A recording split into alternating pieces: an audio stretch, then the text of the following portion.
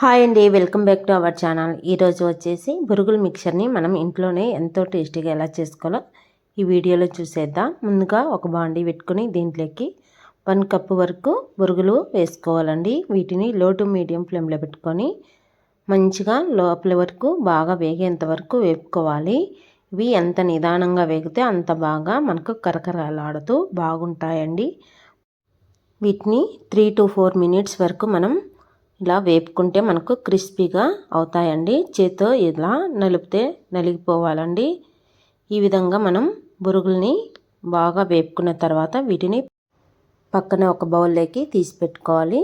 ఇప్పుడు అదే బాండీలో కొంచెం ఆయిల్ వేసుకోవాలి.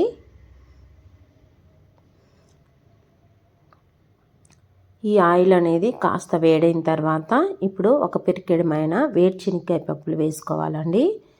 వీటిని కూడా లో టు మీడియం ఫ్లేమ్లో ఒక 3 to 4 మినిట్స్ వరకు పప్పు లోపలి వరకు బాగా వేగేంత వరకు వేపుకోవాలి. ఇవి మంచిగా వేగితే మనకు తినేటప్పుడు చాలా అంటే చాలా టేస్టీగా చాలా బాగుంటాయి. ఈ విధంగా ఆయిల్లో వేగితేనే బాగుంటాయండి. మనం విడిగా కన్నా ఇలా ఆయిల్లో వేపుకుంటే చాలా బాగుంటాయి. ఇలా మంచిగా వేగిపోయిన తర్వాత ఆయిల్ నుండి సపరేట్ చేసుకోవాలి. ఇప్పుడు అదే ఆయిల్లో మనం ఒక పిరికెడమైన కార్న్ఫ్లెక్స్ ఇలా వేపుకోవాలండి. ఆయిల్ అనేది మంచిగా హీట్గా ఉన్నప్పుడు ఈ కార్న్ఫ్లెక్స్ మంచిగా వేగుతాయి. ఆయిల్ కాస్త వేడి తక్కువగా ఉన్నప్పుడు అస్సలు వేపుకోవద్దు. ఇలా వేపుకొని మనం పక్కకు తీసి పెట్టుకోవాలి.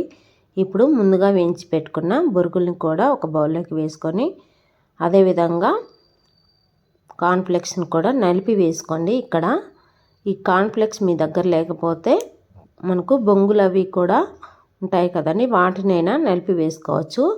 ఇప్పుడు 1 టేబుల్ స్పూన్ వరకు చాట్ మసాలా, సన్నగా కట్ చేసి పెట్టుకున్న ఉల్లిపాయ ముక్కలు, అదేవిధంగా సన్నగా కట్ చేసి పెట్టుకున్న పచ్చిమిర్చి ముక్కలు, ముందుగా వేయించి పెట్టుకున్న వేరుశనగకాయ పప్పులు,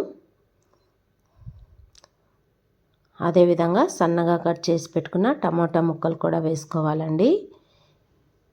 ఇప్పుడు ఈ విధంగా వేసుకున్న తర్వాత ఇప్పుడు మీకు స్పైసీనెస్కి తగ్గట్టు కారం వేసుకోండి. ఇక్కడ 1/2 టేబుల్ స్పూన్ అయినా 1/2 టీ స్పూన్ అయినా వేసుకోవచ్చు. అదేవిధంగా రుచికి సరిపోయేంత సాల్ట్, కొంచెం జీలకర్ర పౌడర్, కొంచెం ధనియా పౌడర్ వేసుకోవాలి. ఇప్పుడు సన్నగా కట్ చేసి పెట్టుకున్న కొత్తిమీర తరుగు వేసుకొని మీ దగ్గర ఉంటే సన్న మిక్చర్ కూడా వేసుకోవచ్చు. ఇలా వేసుకొని పైన కొంచెం నిమ్మకాయ రసం వేసుకొని బాగా కలుపుకోవాలండి. ఈ విధంగా మనం కలుపుకొని తీసుకుంటే బురుగుల మిక్చర్ అనేది చాలా అంటే చాలా బాగుంటుంది.